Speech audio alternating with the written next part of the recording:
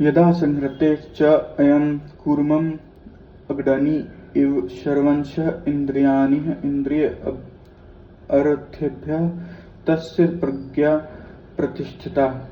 जिस प्रकार कछुआ अपने अंगों को संकुचित करके खोल के भीतर कर लेता है, उसी तरह जो मनुष्य अपनी इंद्रियों को इंद्रिय विषयों में से खींच लेता है, वह पूर्ण चेतना में दृढ़ता पूर्वक स्थिर हो जाता है। तात्पर्य: किसी योगी भक्त या आत्मा सिद्ध व्यक्ति की कसौटी यह है कि वह अपने योजना के अनुसार इंद्रियों को वश में कर सके, किंतु अधिकांश व्यक्ति अपने इंद्रियों के दास बने रहते हैं और इंद्रियों के ही कहने पे चलते हैं। यह है उत्तर इस प्रश्न का कि योगी किस प्रकार स्थिर होता है। इंद्रियों की तुलना विषैले सर्पों से की गई है। वे अत्यंत स्वतंत्रता पूर्वक बिना किसी नियंत्रण के कर्म करना चाहती हैं। योगी या भक्त को इन सर्पों के वश में करने के लिए एक सपेरे की भांति अत्यंत प्रबल होना चाहिए।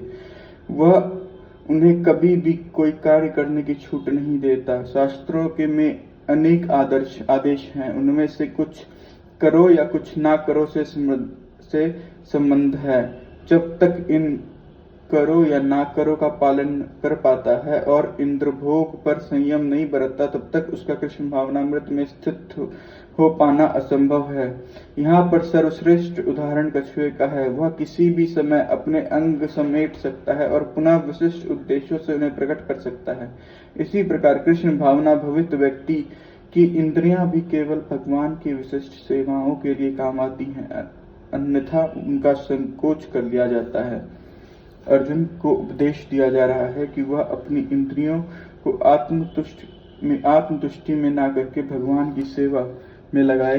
अपनी इंद्रियों को सदैव भगवान की सेवा में लगाए रखना कूर्म द्वारा प्रस्तुत दृष्टांत के अनुरूप है, जो अपनी इंद्रियों को समेटे रखता है। विषया विनिर्वन्ते निरसहाय देहानि रज वर्जम रस अपि अस्य परम दृष्टा निर्वते। देहधारी जीव इंद्र भोग से भले ही निवृत्त हो जाए, पर उनमें इंद्रियों भोगों की इच्छा बनी रहती है। लेकिन उत्तम रस के अनुभव होने से ऐसे कार्य को बंद करने पर वह भक्ति में स्थिर हो जाता है। तात्पर्य: जब तक कोई आध्यात्म को प्राप्त ना हो, तब तक इंद्र भोग से विरत रहना असंभव है। विधि विधान द्वारा इंद्र भोग को संयमित करने की विधि वैसी ही है जैसे किसी रोगी को किसी भोज्य पदार्थ खाने पर प्रतिबंध लगाना, किंतु इससे रोगी का ना तो भोजन के प्रति रुचि समाप्त होती है, ना ही वह ऐसा प्रतिबंध लगाया जाना चाहता है।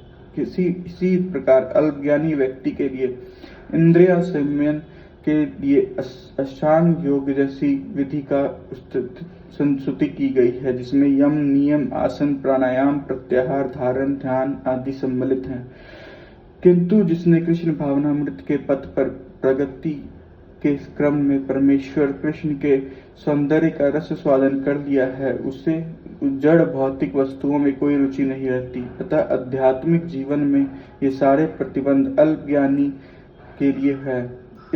ऐसे प्रतिबंध तभी तक ठीक हैं जब तक कृष्ण भावनामृत में रुचि जागृत नहीं हो जाती, और जब वास्तव में रुचि जाग जाती है तो मनुष्य स्वतः ऐसी वस्तुओं के प्रति अरुचि उत्पन्न हो जाती है। यतत ही अपि कंते पुरुषे विप्सितः इंद्राणि हरन्ति प्रवसं मनः।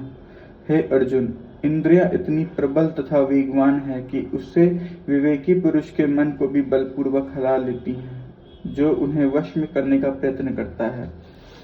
तात्पर्य: अनेक विद्वान ऋषि, दार्शनिक तथा अध्यात्म व्यक्ति इंद्रियों को वश में करने का प्रयत्न करते हैं, किंतु उनमें से बड़ा भी कभी कभी विचलित मन के कारण इंद्र भोग का लक्ष्य बन जाता है।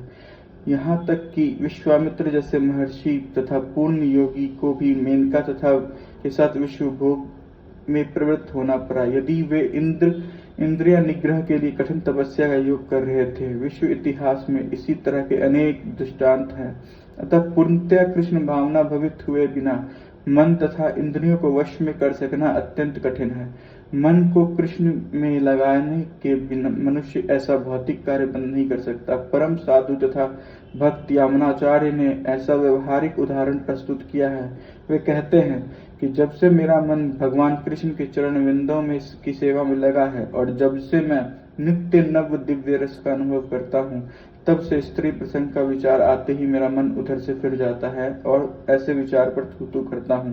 कृष्ण भावनामृत इतनी दिव्य और सुंदर वस्तु है कि इसके प्रभाव से भौतिक भोग स्वतः नीरस हो जाता है। यह वैसे ही है जैसा कोई भूखा मनुष्य प्रचुर मात्रा में पुष्टिदायक भोजन करके अपनी भूख मिटा ले। भगवान अम्बरीश भी परम योगी दुर्वासा मुनि पर इसीलिए विजय पा सके क्योंकि उनका मन निरंतर कृष्ण भावनामृत में लगा रहता था।